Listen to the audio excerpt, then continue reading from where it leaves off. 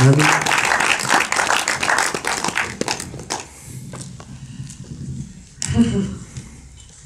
Bon, moi, je sais pas comment le public a réagi, mais moi, quand j'ai découvert le film, j'étais vraiment très impressionné. Tout bonnement exceptionnel. Et aussi bizarre que ça puisse paraître, ton film vient d'une histoire vraie, au départ. Oui.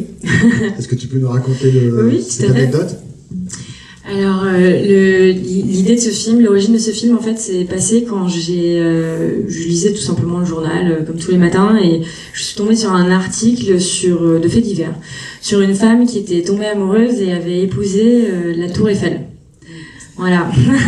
Exactement, je vois quelques sourires, et je pense que moi aussi, j'ai souri, évidemment, quand j'ai lu cet article. Et en même temps, je me réveillais quelques jours plus tard et je me disais, il y a quand même quelque chose qui m'intrigue, il faut que j'en sache un peu plus, pourquoi, comment. Et donc j'ai contacté cette femme et en fait, grâce à Internet, j'ai réussi à la trouver et on s'est mis en contact et c'est ce que je disais à Franck, c'est qu'en fait, ce qui était très étonnant, c'est je pense que j'avais une sorte de cliché de qui devait être cette femme et de la personne que j'allais avoir face à moi et peut-être un peu en marge, folle ou différente, enfin voilà. Et en fait, je me suis retrouvée face à quelqu'un extrêmement sensible, certes, mais assez très ancré, avec un discours très sensé, très normé, et j'étais particulièrement étonnée. Et donc c'est vrai qu'à partir de ce moment-là, je me suis un peu retrouvée face je me suis sentie un peu bête en fait d'avoir cru que j'allais tomber sur quelqu'un d'un peu étrange et d'aller directement vers cette idée d'un peu de bête curieuse cette idée préconçue que j'avais qui s'est complètement effondrée en la rencontrant et en étant à l'échelle d'un être humain à un autre m'a vraiment surprise et m'a, je pense, encore plus donné envie de faire ce film et a complètement réorienté ma vision et la manière dont je voulais traiter ce sujet. Et c'est ce qui l'a réellement orienté vers une simple histoire d'amour. Voilà. Alors c'est Erika Eiffel, Noémie l'a rencontrée pour la première fois à Berlin, je crois, au Festival de Berlin. Je crois qu'elle était très émue de voir le film et de voir ta prestation. Oui.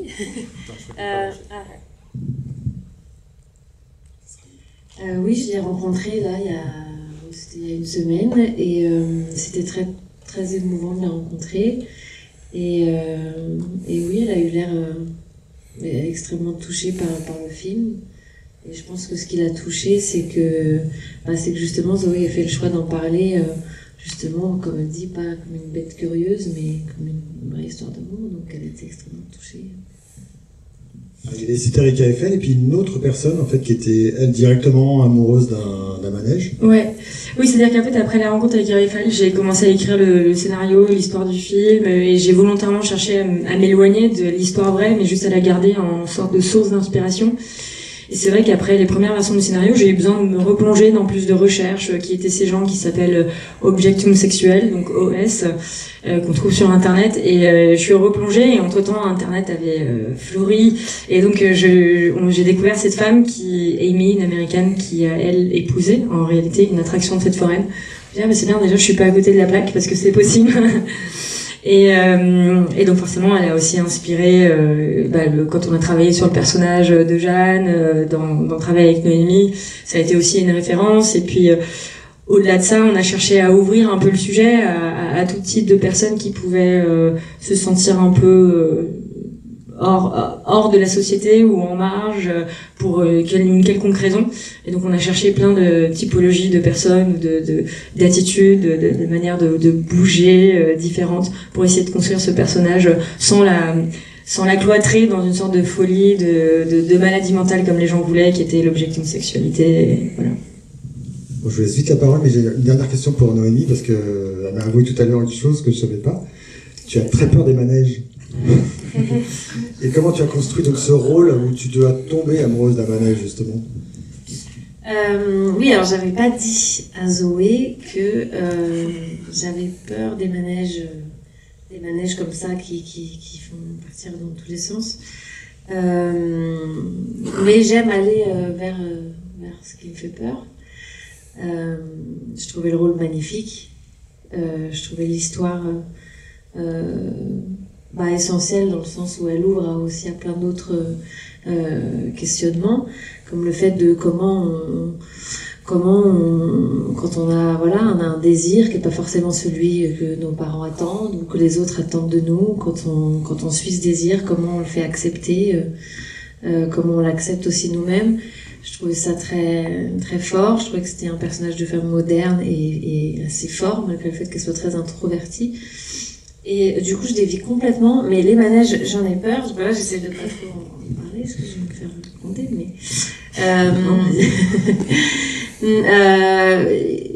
en fait, ça m'a aidé d'avoir peur, je pense, parce que j'ai créé du coup une véritable relation avec Jumbo. Dès le départ, il y avait plein d'accidents de manège à ce moment-là en plus. Au début du tournage, on en lisait dans les journaux, c'était infernal.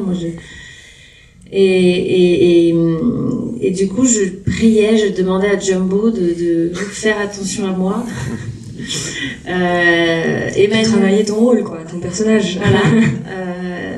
Et Emmanuelle tourne la scène, elle, dans le manège, avant moi. Et je la vois, vous voyez comme elle est dans le film, elle était dans un état. Donc moi, je savais plus si c'était le jeu, si c'était vraiment... Idem, je me posais la question, est-ce que j'allais arrêter la prise? Je me disais, je la fais trop souffrir, il faut que j'arrête. Je regardais mes collaborateurs en disant, j'arrête pas. Et en fait, quand il y a des endieux, il était mort de rire. Oui, en fait, elle adore les manèges, elle adore. Et donc moi, je monte sur Jumbo et j'avais vraiment peur, mais comme quand on rentre dans une histoire d'amour, on a peur de l'inconnu, on est en tension, et en fait, ça m'aidait de construire ça. Et puis le personnage je me suis dit, Jeanne aime ça, donc il faut que je joue que j'aime ça. Et en fait, c'est ça aussi, c'est le pouvoir de la croyance. Le film parle de ça aussi, du pouvoir de la croyance, et je me suis tellement convaincue que j'aimais ça, que du coup j'ai complètement lâché prise. Et il y a eu ça a été un moment libérateur, ce tour de manège. J'en ai pas fait qu'un, j'en ai fait deux. Et ça m'a mis un peu les idées en place. Et quand je suis descendue, j'avais une relation avec Jumbo qui avait évolué, et maintenant on était soudés. Je la remerciais. Et voilà, ça a été le point de départ de la création de notre relation. Ouais. Bonsoir. Bonsoir. Alors, Monsieur Roulet a dit comment était le film exceptionnel. Merci. Et je vais vous dire pourquoi. Pour un premier film, vous avez mis tout ce que moi j'aime. Déjà, il y a énormément de références, soit à des réalisateurs, soit à des films. Alors, je ne sais pas si c'est voulu. Le générique, c'est Gaspard Noé. Ah oui. Ah, pourtant. Oui, je peux voir, oui, c'est marrant. Ouais. Après, il y a, je ne sais pas si vous l'avez vu, Under the Skin. Oui, tout à fait. Il y a la référence. Bon, Hitchcock, la scène de la douche, ça c'était voulu. Même rencontre du troisième type, sur la fin, on va la voir les bras levés avec le manège qui tourne. Donc tout ça, magnifique. Et puis il y a vous, mademoiselle Merlin. 4 mots: radieuse, sublime, magnifique, exceptionnelle. Waouh. Et juste, petite question, est-ce que vous maintenez la sortie le 18 mars avec tout ce qui se passe? Bonne question, très bonne question. Tout le monde se pose la question, évidemment. Mais oui, je pense qu'on va la maintenir. Puis il y a énormément d'implications économiques dans déplacer aussi un film. Et les petits films comme ça, on n'a pas forcément le pouvoir de le faire. Contrairement à un James Bond. Voilà, pas les mêmes moyens. Mais non, mais on espère on espère que les gens vont quand même continuer à aller au cinéma, on croise les doigts très très fort. Au-delà des références dont parlait monsieur, ton film est quand même très original. Il n'y a pas que des références. Ouais. J'imagine que ces films-là t'ont inspiré effectivement, mais est-ce que tu peux en dire 2 mots, ton parcours, parce que tu as un parcours un peu particulier? Oui, je pense que ces films sont tous des films, en tout cas des réalisateurs que j'aime. Parmi d'autres, on est tous influencés d'une manière ou d'une autre par les différents films qu'on voit, mais aussi par notre quotidien. Et c'est vrai que moi j'ai un parcours assez international. Parce que j'étais fille diplomate, donc j'ai toujours vécu à l'étranger. J'étais notamment jusqu'à mes 15 ans en Afrique, où le cinéma qu'on reçoit c'est plutôt du cinéma américain. des gros cinémas américains, on reçoit pas forcément, sauf à la télé, mais on avait que Canal+, c'était la seule chaîne qu'on avait là-bas. Donc à part Canal, les films français à Canal, on avait que des gros films américains, donc je pense que j'ai été beaucoup plus nourrie à ça. C'est le cinéma français d'auteur, c'est quelque chose que j'ai découvert plus tard, plus vers mes 18, 19, 20 ans. Donc je pense que Spielberg, oui, qui est un peu, je pense, le réalisateur à nous tous de notre enfance, a certainement influencé. Mais c'est marrant, vous citiez Under the Skin, mais Under the Skin, moi j'avais commencé à écrire le film bien longtemps avant qu'Under the Skin sorte, puisque c'est un film que j'ai commencé à écrire il y a 8 ans. Under the Skin, c'est un film 2014-2015. Voilà. Et ceux qui connaissent pas, c'est la scène oui. de liquéfaction. Oui, on fait référence à la scène blanche où dans Under the Skin, il y a une scène toute noire à fond noir et puis une scène toute blanche à fond blanche, etc. Donc et c'est vrai que j'étais ah mon Dieu, ah oui c'est marrant. Et en fait et après on se nourrit tous. Je pense moi cette scène était plus, je pense que si j'avais une référence visuelle sur cette scène, c'était plus le film un des premiers films de George Lucas, THX 1138. Ah, oui, voilà, qui m'avait, je pense, indirectement influencé. Et quand, à l'époque, le Under the Skin n'existait pas et que je cherchais des références visuelles pour expliquer un peu ce que je voulais, et j'avais été vers ce film. Et puis bon, Under the Skin est sorti et c'est vrai qu'il y avait des similitudes et tout, mais c'est intéressant, on s'inspire tous, je pense. Ouais. Oui.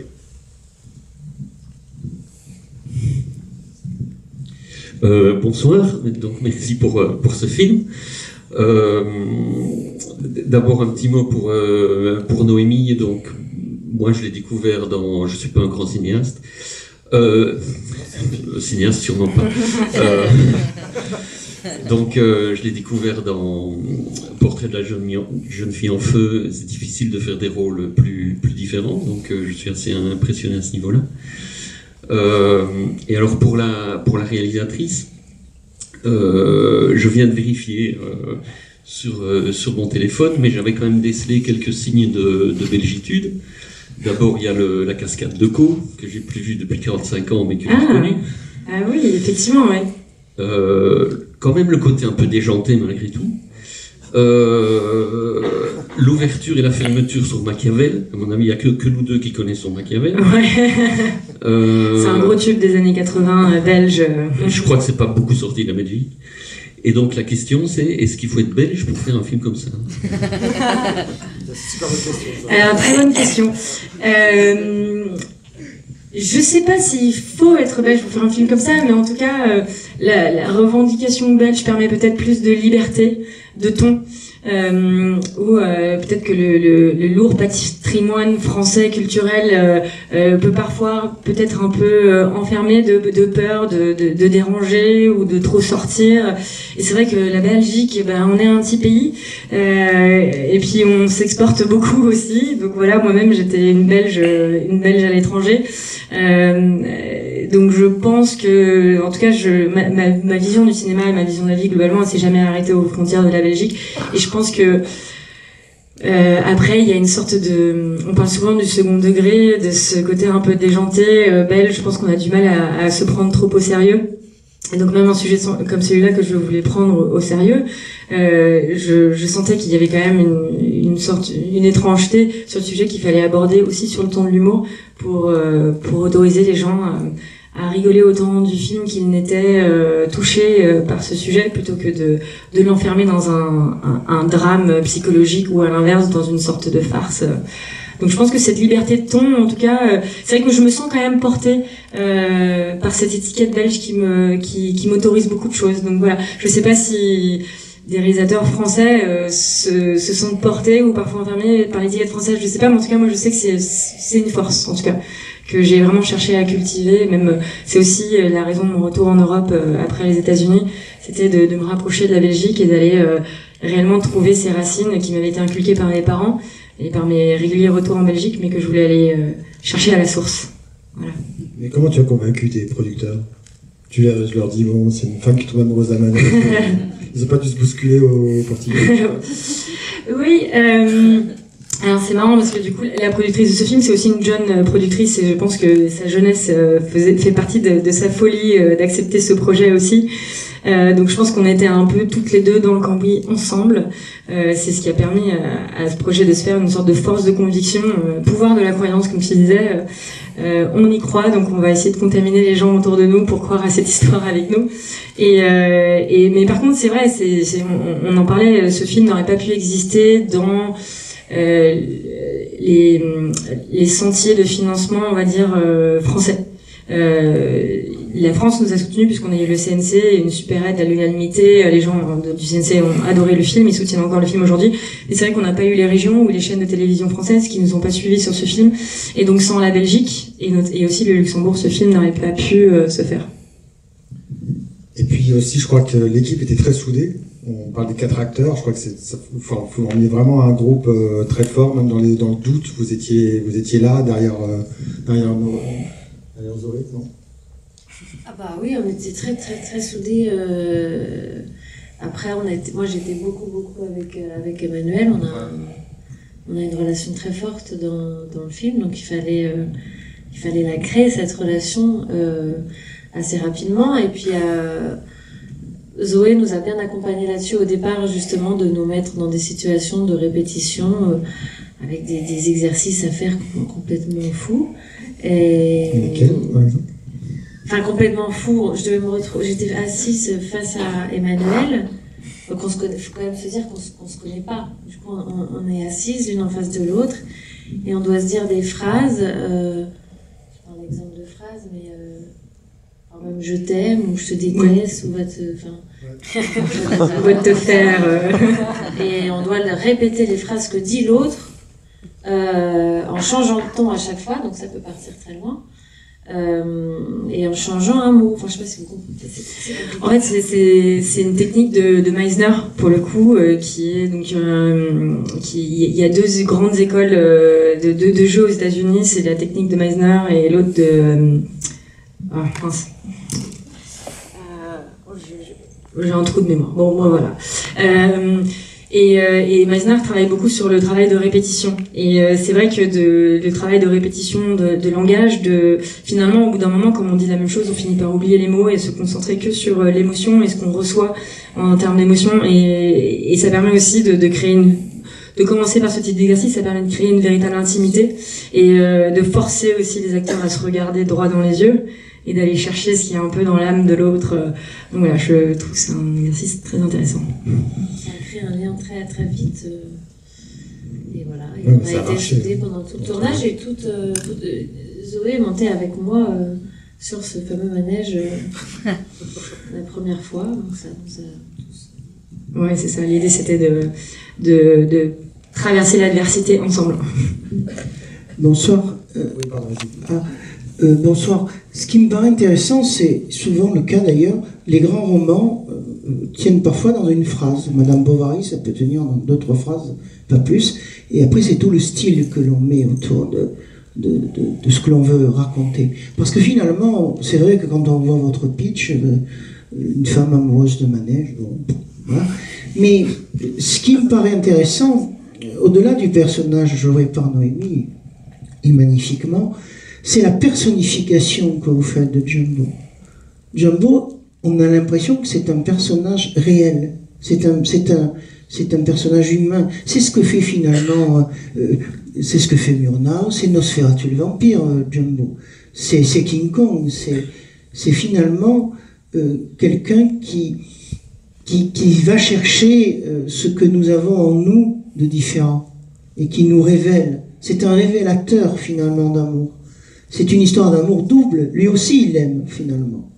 Et il aime parce que il devient un personnage réel. Et ça c'était la grande force des films, justement. Je parle de Murnau, de Dreyer, de ce cinéma-là qui prend l'image et qui la tord, parce que votre image, elle est jamais réaliste. C'est-à-dire que votre cinéma, il n'est pas réaliste, et le traitement que vous avez de l'image, il est extrêmement particulier, avec un jeu sur les couleurs, avec un jeu sur le son. La bande-son est extraordinairement importante. Bon, chez le cinéma muet, bien sûr, il n'y en avait pas, mais il y avait une musique qui était surajoutée, et ça me paraît intéressant. Parce que votre histoire, si vous la traitez autrement, de manière un peu réaliste, elle n'a aucun intérêt. Et puis surtout, ça tombe, quoi. On s'emmerde au bout de 5 minutes, quoi. Et là, c'est parce que c'est justement du cinéma qui est à la fois esthétique et pas esthétisant. On est dans un cinéma ce sont des peintures, c'est des tableaux que vous faites. Et c'est des tableaux dans lesquels c'est animé. C'est justement un personnage animé, des personnages qui s'animent autour de quelque chose qu'inanimé, objet inanimé, avez-vous donc une âme. Très belle description et analyse du film, merci. Oui, c'est marrant, vous avez parlé de King Kong, je pense que effectivement Jumbo pour moi c'était une sorte de miroir de ce personnage qui se révèle à travers ce personnage et qui lui permet de se révéler à elle-même. C'est comme si elle voyait pour la première fois son véritable reflet à travers cette machine. Et quand vous parlez de King Kong, c'est marrant parce qu'on avait cette référence. Donc quand on a fait le choix de cette machine, il y avait ce que j'adorais dans cette machine, c'est qu'il y avait cette sensation de main, enfin un peu englobante, mais qui dans un sens était peut-être un petit peu plus menaçante ou en tout cas impressionnante, et de l'autre devenait un peu justement cette main de King Kong qui venait sauver cette jeune fille et l'entourer, l'englober d'énormément de sécurité. Donc on aimait bien cette référence aussi. C'est sûr que c'est l'histoire de la Belle et la Bête, hein, d'une manière ou d'une autre. Voilà, de cette jeune femme avec cette machine, le monstre. Donc voilà. Mais c'est marrant parce que bien sûr qu'un film, tout dépend du traitement et du choix qu'on fait de ce traitement. Je pense qu'il y avait deux possibilités, en tout cas par rapport à une histoire comme celle-là. Je pense qu'il y avait une idée plus de réflexion psychologique ou psychiatrique, comme certains auraient peut-être voulu, quelque chose de plus sombre, de plus dark. Et puis il y avait ce côté beaucoup plus poétique, d'essayer justement, pour une fois, grâce au pouvoir de la fiction, de transposer à l'image quelque chose qui n'est pas transposable dans la réalité, c'est-à-dire les sentiments. Et c'est vrai que comme là on est sur un personnage un peu seul face à cette machine, pour qu'on puisse comprendre et rentrer dans sa sensibilité, on n'a pas le regard d'un autre acteur en face qui peut nous communiquer, on a une machine qu'il faut rendre vivante et une sorte de connexion qu'il faut visualiser. Et je trouvais ça assez beau, et c'est une des choses aussi qui m'a attirée dans cette histoire avec cette machine on parle d'une machine, mais finalement c'est Jumbo, quoi. C'est un personnage du film. Parlez-nous de votre travail avec le chef-op, justement, parce que il a un travail considérable, le traitement de la photo et le chef opérateur. Tout à fait. Alors, j'aimerais bien parler aussi du travail du chef décorateur, parce qu'en fait, vous dites qu'aucune image est vraiment réaliste, et en fait, c'est évidemment des discussions qu'on a eues avec le chef décorateur et le chef opérateur, mais c'est vrai que tout commençait déjà à l'image. C'était avant même la caméra, c'était sur le plateau. Comment est-ce qu'on trouvait cette folie dans le quotidien et cette normalité dans la folie? En fait, c'était toujours essayer de rester dans cet entre-deux, entre réalité et surréalisme, et donc le travail du décorateur était très important pour ce travail de couleur très précis, où on a en tout cas en collaboration tous les trois cherché à essayer de contenir pas mal la palette du film autour du rouge, bleu, vert, qui sont les couleurs primaires de la caméra et non de la peinture. Et donc tout le film, en tout cas Jumbo se limite à du rouge, bleu, vert expressément pour ça. Et après, ce sont des couleurs qu'on a été répercutées dans la déco et qui ont été illuminées évidemment par Thomas Bullens, le chef opérateur. Mais c'est vrai que par exemple même le travail de Jumbo et ce travail de langage lumineux, il commence d'abord par une refonte totale de la machine. On a transformer le circuit électrique de la machine pour faire en sorte qu'il devienne manuel, parce qu'en fait c'est une machine automatique, donc on appuie sur un bouton, elle se lance, elle fait ce qu'elle veut et elle se réinstalle. Donc il a fallu la rendre manuelle. Donc déjà voilà, on a changé les 3000 ampoules, on a traficoté le circuit électrique de la machine. Le propriétaire nous a gentiment laissé faire. Même moi j'étais il est sûr qu'il veut nous laisser faire, mais il l'a fait. Il avait une entière confiance en nous, et voilà, le cœur de la machine a aussi été retravaillé parce que c'est pas comme ça normalement. Donc tout ça c'était plus un travail de déco, et après Thomas Bullens, le chef opérateur, est venu en fait rajouter ses propres lumières pour que chacune des lumières qu'on avait à la déco vienne réellement impacter la caméra. Donc on était obligé évidemment de travailler avec une caméra très très haute qualité HD pour supporter la puissance de ces lumières, sinon ça écrasait complètement la qualité de l'image. Et donc voilà quoi, ça a été... Et l'actrice Noémie, comment elle fait face à une machine toute seule, sans comédien, sans rien, même pas d'effets spéciaux je sais pas, moi ça m'a bluffé complètement cette performance. Comme je vous l'ai dit, j'avais créé ma début d'histoire avec Jumbo, avec ce premier tour de manège. Mais non, mais surtout, en fait, déjà il y a eu tout ce travail avec Zoé en amont qui était de trouver Jeanne dans ses gestes, dans sa manière de marcher. Elle a un côté très ancré dans le sol et un côté très lunaire aussi. Elle est très introvertie, très timide. Elle a du mal à avoir des interactions avec les autres, avec les humains. Donc il fallait travailler ça, et puis il fallait travailler aussi une autre énergie, une autre manière d'être avec quand elle est seule dans sa chambre, ou quand elle est avec Jumbo. Et là elle est beaucoup plus large, beaucoup plus elle-même, beaucoup plus en vie. Et puis c'est une histoire d'amour, donc on connaît tous ça, et on part de choses qu'on connaît, qu'on essaye de remettre dans cette construction de personnages. Et ensuite avec Jumbo, j'essayais d'utiliser la matière, l'atmosphère, les odeurs, vraiment d'abord d'utiliser un contact très physique, très concret. Et puis après, c'était un dialogue aussi avec moi-même, dans le sens Jeanne avec elle-même. Comme disait Zoé tout à l'heure, Jumbo, c'est un miroir aussi de ses émotions, où elle en est. C'est beaucoup. Enfin, pour elle, c'est plus facile d'avoir cette relation avec Jumbo qui est neutre. C'est beaucoup plus dur de supporter le désir des autres, ce que les autres projettent sur elle, ce que sa mère projette sur elle. Ça la tétanise, en fait. Et du coup, il y avait cette approche-là avec Jumbo. Tu impliques beaucoup ton corps aussi, je trouvais. Corporellement, tu y vas, quoi. Ça, c'est une vraie volonté quand on a cherché le personnage de la rendre très très ancrée dans le sol, de sentir dans son corps qu'elle est présente, qu'elle est là, et qu'elle est dans la vie, en fait, qu'elle est malgré tout dans la vie. Oui, et puis je pense qu'elle a un rapport à la nudité assez particulier.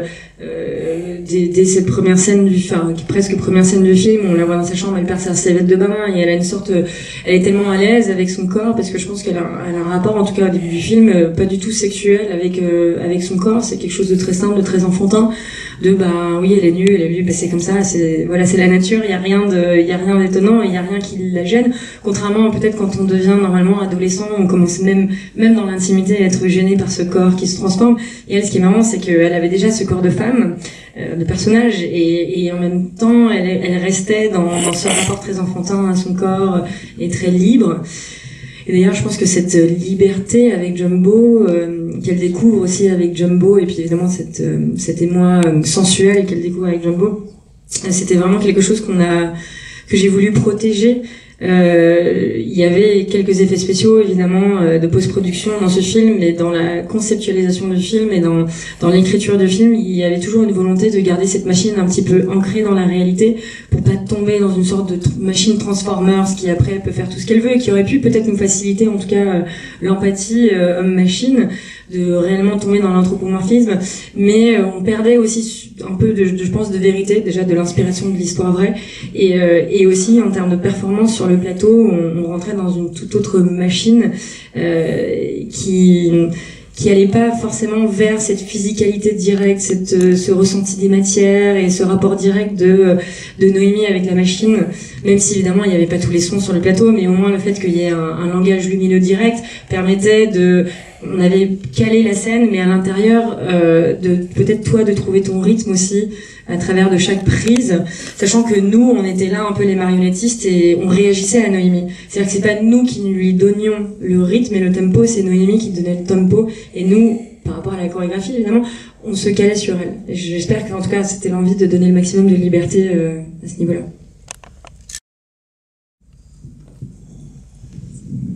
merci pour le film. C'est un film plein d'espoir qui nous donne l'idée de pouvoir être aimé à vie par un futur robot. Et aussi, j'ai beaucoup été touchée par la part psychologique, le fait que la mère finisse par accepter la part de marginalité de sa fille. Et ça m'a fait penser qu'il vaut mieux accompagner parfois les personnes avec leur petit grain de folie, plutôt que de les repousser. C'est le cas avec les malades d'Alzheimer, atteints de la maladie d'Alzheimer par exemple. On dit qu'il vaut mieux les accompagner, aller dans leur sens, quoi, pour les aider. Et merci, vraiment. Alors, j'ai pas de questions, vraiment. Sinon, non, pas vraiment de questions. Merci beaucoup. Non, mais merci pour cette remarque. Je pense que vous avez raison. Je pense que le film, en tout cas, pose un peu la question de la normalité et de où est-ce qu'on place le curseur de la normalité et à qui, qu'est-ce que c'est qu'être normal, en fait, d'où vient le point de vue et est-ce qu'on peut pas laisser un peu plus de libre arbitre à chacun de vivre sa vie telle que lui entend sa propre normalité. Voilà, plutôt que d'imposer, d'essayer de faire rentrer tout le monde dans un cadre, dans un carcan très précis qui correspond à certes la majorité, mais peut-être pas la normalité. On parlait de la mère, il y a Emmanuelle Berco avec qui tu as une relation particulière. Elle est également réalisatrice. Est-ce que ça a joué dans le fait qu'elle soit réalisatrice sur le plateau? Comment ça s'est passé? J'étais un petit peu impressionnée par le fait qu'elle soit aussi réalisatrice. Son expérience, j'avais peur de paraître débile, de faire des erreurs, de faire les mauvais choix. Mais au final, un peu comme dans ce film, il y avait énormément de bienveillance entre elle, moi, les autres acteurs, et elle s'est avérée être plutôt un peu une maman protectrice qui me laissait toujours libre en fait de dire non mais Zoé, faites vos erreurs, voilà. Et du coup, en général, même quand je lui demandais des conseils, elle essayait de ne pas me répondre pour me laisser un peu faire mes propres choix et me laisser peut-être faire mes propres erreurs. Mais voilà, quand elle sentait que je cherchais vraiment des conseils, elle me les donnait au final, mais ça, je les ai pas toujours écoutés d'ailleurs, mais elle l'a toujours respecté. Et ça, c'était vraiment très très chouette. Et d'ailleurs, c'est ce qui fait qu'aujourd'hui, on est encore amis, en contact. Voilà, c'était une vraie découverte. Et avec toi, Noémie, comment ça s'est passé avec Emmanuel? Avec Emmanuel, on est devenus des grandes copines. Non, mais non, c'était génial parce que on a un peu une manière de travailler en tant que comédienne un peu semblable dans nos limites. C'est-à-dire qu'on n'a pas trop de limites. On y va fort, on retrousse les manches et voilà, il faut peut-être qu'on nous freine parfois. Et parfois Zoé nous...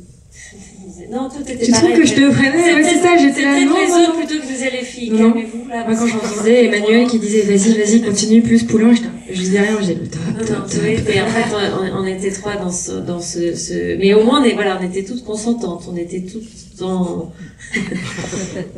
voilà, d'accord ensemble avant. Et c'était très agréable parce qu'on était tout le temps en recherche, en proposition, dans un dialogue. Ça circulait en fait entre nous trois. Et voilà, elle est très généreuse, Emmanuelle. Elle est très... Moi, je pense que généreuse, c'est vraiment l'adjectif pour la qualifier. Ouais. Elle est déjà venue ici, elle est... Ah oui, c'est voilà. drôle. Oui.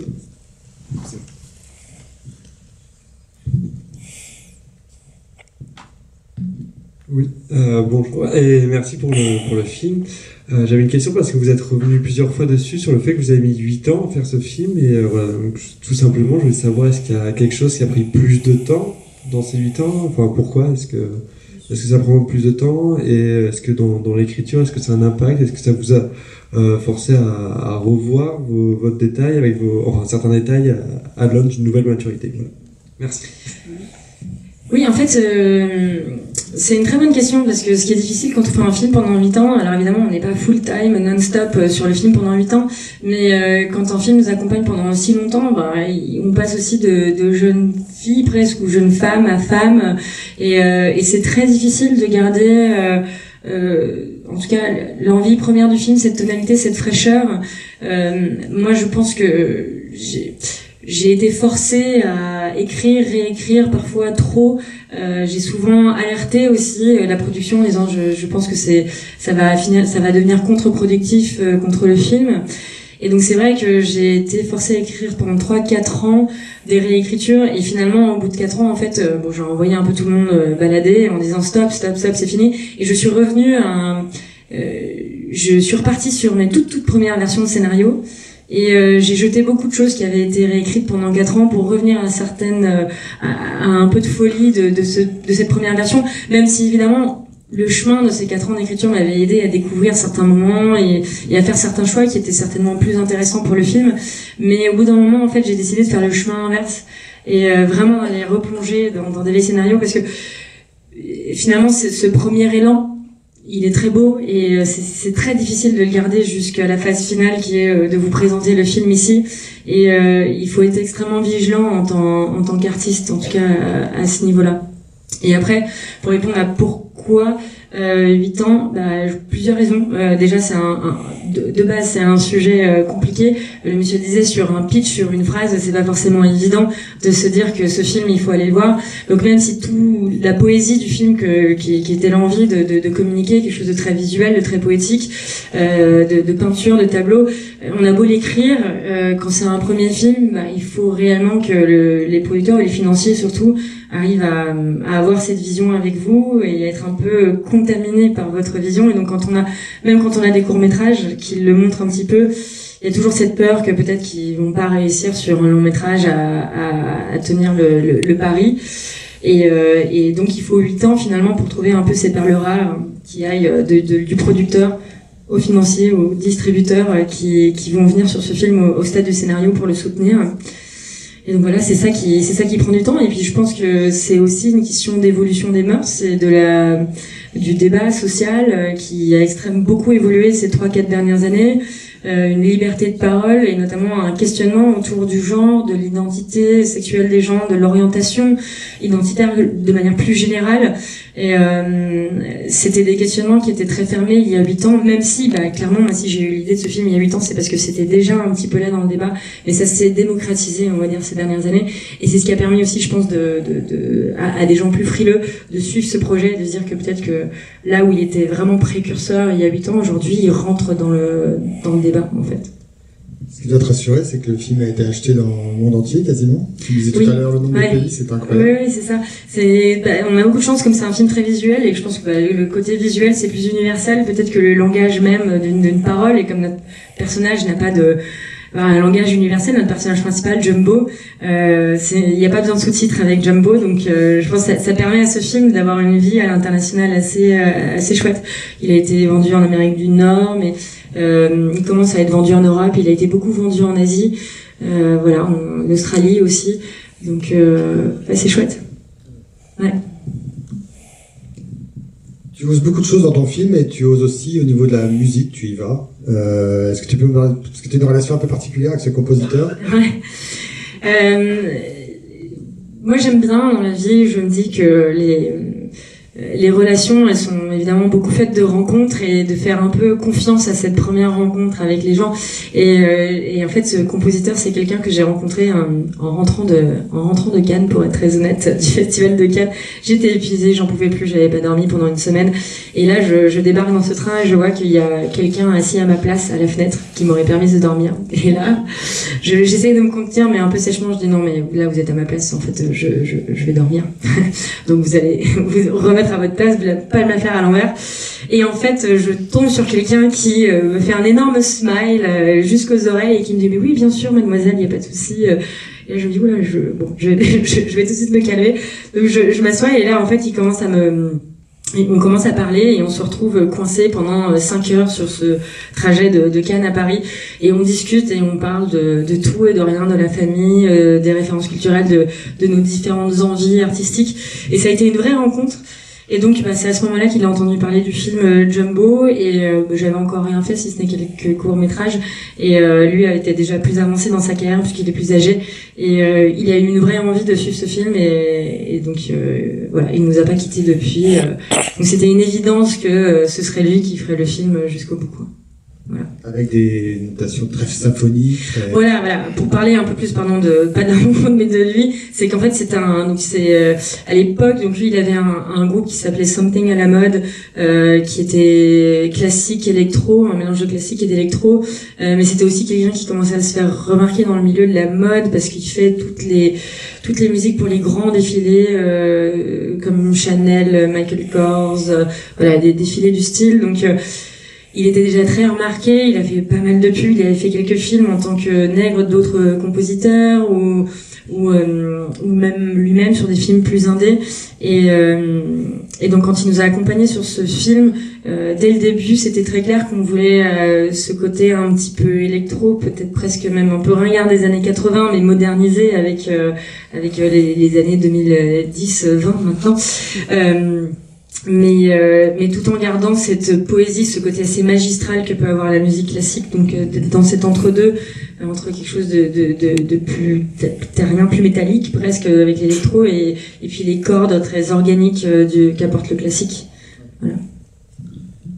Je parlais de la carrière du film, tu m'as dit tout à l'heure, j'étais étonné parce que je pensais que ça serait un film plus pour les jeunes en fait, et tu disais que tu l'as présenté à Bruxelles, oui, à Waterloo. À Waterloo. Donc et le public était essentiellement très âgé.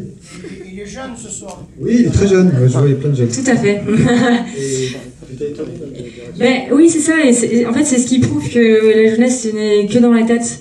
C'est vraiment une question de mentalité et je pense que donc on l'a présenté à Waterloo qui est un peu la banlieue chic de Bruxelles, un peu ce qu'est Neuilly à Paris, et donc c'était une salle remplie de 150 personnes et je voyais les gens arriver et c'était voilà, c'était pas du tout, je m'attendais, je pensais avoir des jeunes de 15, 20 ans, 25 ans qui venaient voir ce film, et puis on était plutôt entre 65 et 85, voire 90, et je trouvais ça génial qu'ils se déplacent pour un film comme celui-là.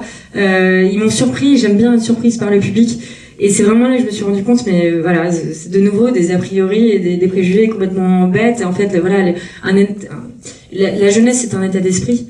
C'est une ouverture d'esprit, c'est une volonté aussi d'être un peu rebelle et d'aller vers ces idées un peu différentes ou nouvelles, presque voilà, qui vont pousser les codes. Et donc j'ai eu toutes ces personnes qui sont venues me voir à la fin de la projection pour me dire à quel point ils avaient aimé le film. Mais aussi, je pense que le côté poétique du film plaît beaucoup aussi. On parle évidemment objet inanimé, Avez-vous donc une âme, qui est un poème de Lamartine. Donc je suis pas la première à m'intéresser aux objets et à l'âme que peuvent potentiellement avoir les objets dans ce monde. Et j'aime, voilà, je trouve ça très beau qu'ils soient aussi touchés par cette poésie. Une dernière question, oui. Déjà, merci pour le film. C'était vraiment un bon moment. Vous demandiez si c'était une histoire d'amour. Pour moi, oui, là, j'ai pleuré à la fin. Ah, super. Mais au-delà de ça, ce qui m'a vraiment touchée dans ce film, c'était tout ce côté, ces objets que vous dites, pas tout le monde tombe amoureux d'objets, mais en tout cas, on a tous des focus sur des choses. Et moi, ça m'a rappelé plein de gens, de focuser sur des choses, des objets, Et du coup, c'était vachement intéressant. Je pense que c'était super universel comme film, au-delà de l'histoire d'amour particulière avec un être particulier. Voilà. Et donc ça, c'était, je sais pas si c'était quelque chose que vous voulez développer dans le film aussi, mais c'était quelque chose qui m'a beaucoup parlé en tout cas. Oui, tout à fait. En fait, à travers cette relation avec un objet, je voulais parler de la sensibilité des gens différente d'une personne à une autre. Et je pense qu'aujourd'hui, on est dans un monde qui bouge si vite qu'on a besoin aussi parfois juste de se poser et juste de regarder autour de soi et d'aller chercher au-delà de l'évidence, parce que ça permet de prendre ce temps aussi de se retrouver avec soi-même. Donc il y avait une véritable envie, je pense que les objets aussi... Voilà, moi j'ai énormément bougé, donc j'ai laissé beaucoup d'objets derrière moi, à chaque fois des maisons, des tris, on change et on repart sur une nouvelle vie. Et il y a quelques objets comme ça qui m'ont suivi d'une vie à une autre, d'un pays à un autre. Et je sais que tout le côté très sentimental placé là-dedans, moi je suis quelqu'un de très nostalgique, donc je m'accroche beaucoup à ces moments qui sont attachés à un objet, ou cette émotion qui est attachée à un objet. Donc j'aimais ça, Et voilà, et je trouve ça beau d'aller chercher cette sensibilité, d'aller regarder au-delà de l'évidence, voilà. Et c'est vrai, vous parlez d'universalité. J'espère en tout cas que ce film parlera d'un point de vue plus universel sur justement ce que c'est d'être différent, de se chercher, de chercher à se faire accepter, de chercher à assumer sa sensibilité. Voilà. Donc c'était contente que vous l'ayez ressenti avec nous. Bonsoir. Et merci beaucoup pour ce premier film qui est très très beau. Bon, j'ai pas de questions, c'était vraiment juste pour vous féliciter parce que c'est magnifique vraiment. Noémie, je vous avais découverte dans Portrait de la jeune fille en feu. Et voilà, vous êtes pétillante, très belle prestation, donc voilà, félicitations à toutes les deux. Merci beaucoup. Bonsoir. Déjà, super film. Moi, j'ai beaucoup apprécié quand je vous ai vu avec voilà, l'amour que vous apportez à ce Jumbo. Ça m'a fait penser à moi, mon fils autiste, avec sa guitare. Parce qu'il est amoureux de sa guitare. Et c'est vrai qu'en vous voyant, vous, avec ce manège, ça m'a pris vraiment au cœur. Parce que je me dis, c'est réel. Puisque mon fils, il se lève le matin, il parle pas, hein, il est autiste et... la guitare, c'est ding ding ding ding ding ding, voilà, c'est ça. Et donc le matin, il se réveille, c'est ding ding ding, il se couche le soir, c'est ding ding ding. Voilà. Après, il faut lui enlever parce qu'il est tellement amoureux de sa guitare que. Mais en attendant, j'ai beaucoup apprécié. Et j'ai pu remarquer quand vous étiez avec Jumbo, vous étiez rayonnante, pétillante. Une autre personne que quand vous étiez avec, vous vous retrouvez avec des personnes humaines. Et vraiment, vraiment, c'était très intéressant. Vraiment, j'ai trouvé vraiment, enfin, j'ai pas d'autre mot dire que vous êtes rayonnante et vraiment, vous avez joué votre rôle à la perfection. Vraiment. Merci beaucoup. Voilà. Merci. Merci pour votre témoignage, ça me touche énormément, vraiment. La plupart de ces personnes qui ont un amour pour les objets, ça part souvent d'une certaine forme d'autisme. Donc on a beaucoup étudié, au-delà de l'objectum sexualité, des OS comme on dit, on a beaucoup étudié l'autisme, le syndrome d'Asperger aussi. Et ce qui est très fascinant dans l'autisme, c'est que c'est une sensibilité particulière et elle peut être plus ou moins prononcée, plus ou moins évidente au premier regard. Mais moi j'aime bien... me dire que justement ils voient des choses que on ne voit pas et qu'ils ont une sensibilité particulière. Et quand vous parlez de votre fils avec sa guitare, je trouve que c'est très parlant, ce côté ding ding ding. Mais oui, mais c'est une musique, c'est une manière de communiquer, c'est une manière de s'exprimer, surtout s'il ne parle pas. Donc je comprends cette relation, je trouve ça très beau. Moi de suite j'ai pensé à mon fils de suite, hein. Quand je vous ai vu vous avec Jumbo, je me suis dit c'est mon fils. Parce que vous avez tellement un amour que lui, si on lui enlève pas la guitare, il va dormir avec, hein, il fait de la guitare il sait pas gratter, hein, bien sûr, mais c'est juste la sensation, le tactile qui fait que c'est, voilà, comme je vous ai vu, quand vous caressiez Jumbo, voilà, je me dis c'est un truc de fou, quoi. Voilà, très bien. Merci beaucoup. Bah, c'est une belle conclusion, non? Très belle, je suis très touchée. Merci à tous. On se retrouve vendredi prochain. Merci à Colline, la distributrice. Je vous assure que